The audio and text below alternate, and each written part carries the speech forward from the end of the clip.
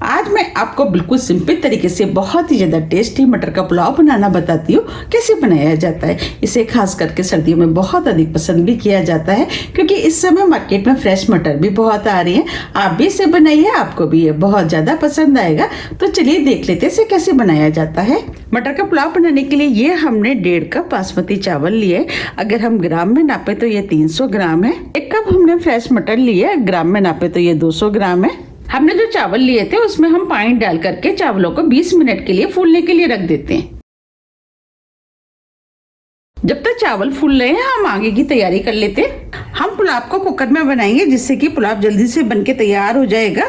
तो अब हम कुकर में 3 टेबल स्पून देसी घी डाल देते हैं। आप देसी घी की जगह ऑयल का भी इस्तेमाल कर सकते हैं, लेकिन पुलाव देसी घी का बना हुआ खाने में ज्यादा टेस्टी लगता है। अब हम घी को गर्म होने देते हैं। घी गर्म हो गया है। अब हम इसके अंदर थोड़े से खड़े मसाले डालेंगे। खड़े मसाले में हमने ये 4 से 5 लौंग लिए हैं, 1 बड़ी इलायची, 8 से 10 काली मिर्च, 3 छोटी इलायची, 1 इंच दालचीनी का टुकड़ा, 1 टीस्पून जीरा। अब हम सभी मसालों को घी में डाल देते हैं। ये हमने 2 तेज पत्ते लिए, इसे भी डाल देते हैं और मसालों को कुछ सेकंड के लिए भून लेते हैं जिससे कि मसालों का टेस्ट घी में अच्छे से आ जाए। अब ये मसाले भुन गए हैं। ये हमने 1 मीडियम साइज की प्याज लिए, जैसे छोटे पीस में काट लिया, वो डाल देते हैं। अब हम प्याज को मीडियम फ्लेम पे हल्के गोल्डन कलर का भून लेते हैं। अब ये प्याज भुन गई है, बस हमें इसी टाइप की हल्के गोल्डन कलर की प्याज चाहिए। अब जो हमने मटर ली थी वो हम इसके अंदर डाल देते हैं और मटर को भी लगातार चलाते हुए 5 मिनट करीब भून लेते हैं। भूनने से क्या होगा कि एक तो मटर का टेस्ट बढ़ जाएगा और मटर भी सॉफ्ट हो जाएंगे। सर्दियों में तो ये पुलाव सभी को बहुत ज़्यादा पसंद भी आता है। जैसे सर्दियों में खाना बनाने का मूड नहीं होता है तो आप इस पुलाव को बना सकते हैं। 5 मिनट करीब हो गए हैं। अब ये मटर भी भुन गई है और हल्की सॉफ्ट भी हो गई है। इधर 20 मिनट भी हो गई हैं और चावलों को हमने 3 से 4 बार अच्छे से पानी से धो लिया है।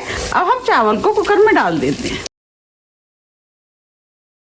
अब हम चावलों को भी मटर के साथ मीडियम फ्लेम पे 2 से 3 मिनट के लिए भून लेते हैं। भूनने से क्या हुआ कि चावलों का टेस्ट बढ़ जाएगा और पुलाव खाने में भी टेस्टी लगेगा। अगर आपको मेरी रेसिपी पसंद आ रही है तो रेसिपी को लाइक कर दीजिएगा और अभी तक आपने मेरे चैनल को सब्सक्राइब नहीं किया है तो आप चैनल को भी सब्सक्राइब कर दीजिएगा। चावलों को भूनते समय हमें ध्यान रखना है कि इनको हमें हल्के हाथों से चलाते हुए भूनना है जिससे कि चावल टूटे ना। 3 मिनट करीब हो गए हैं। अब ये चावल भी भुन गए हैं। ये हमने 2 से 3 हरी मिर्च लिए, वो डाल देते हैं। मिर्च का फ्लेवर चावल में बहुत अच्छा आता है। नमक टेस्ट के अनुसार। ये हमने आधी टीस्पून गरम मसाला लिया है, वो डाल देते हैं और सभी चीजों को हल्के हाथों से मिक्स कर देते हैं।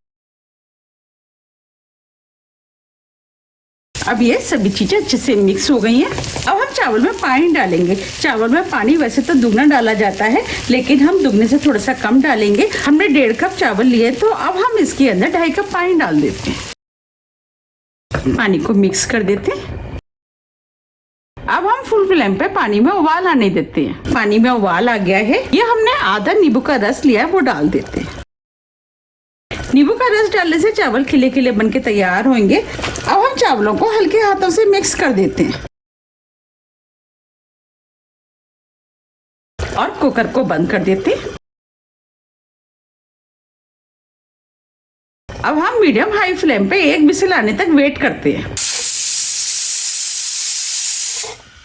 1 विसिल आ गई है। अब हम फ्लेम को ऑफ कर देते हैं, कुकर को ठंडा होने देते हैं।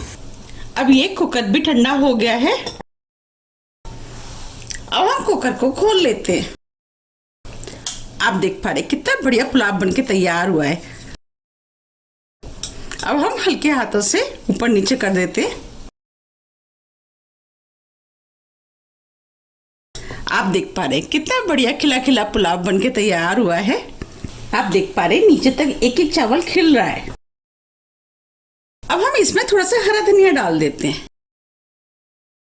धनिया को हल्के हाथों से मिक्स कर देते हैं। ये पुलाव खाने में बहुत ही ज्यादा टेस्टी लगता है। अब हम पुलाव को गर्मा गर्म सर्व कर लेते हैं।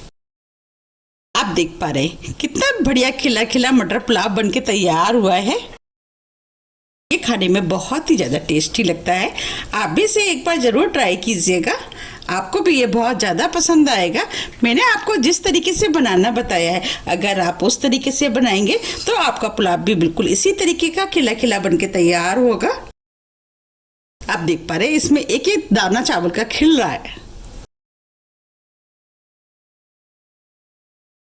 अगर आपको मेरी रेसिपी पसंद आ रही है तो आप रेसिपी को लाइक कर दीजिएगा।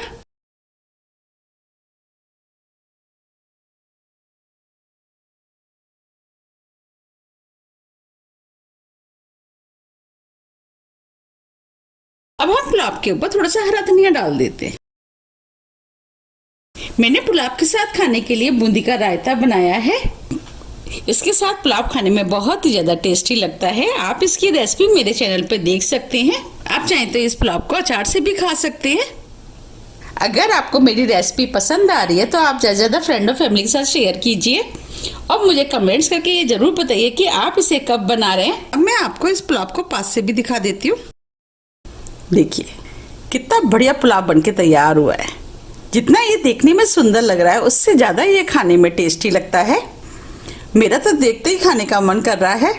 अगर आपको मेरी रेसिपी थोड़ी भी पसंद आती है तो रेसिपी को लाइक कीजिए, चैनल को सब्सक्राइब कीजिए और ज़्यादा से ज़्यादा शेयर कीजिए। अब हम फिर मिलते हैं इसी तरह की टेस्टी रेसिपी के साथ। जब तक के लिए नमस्कार।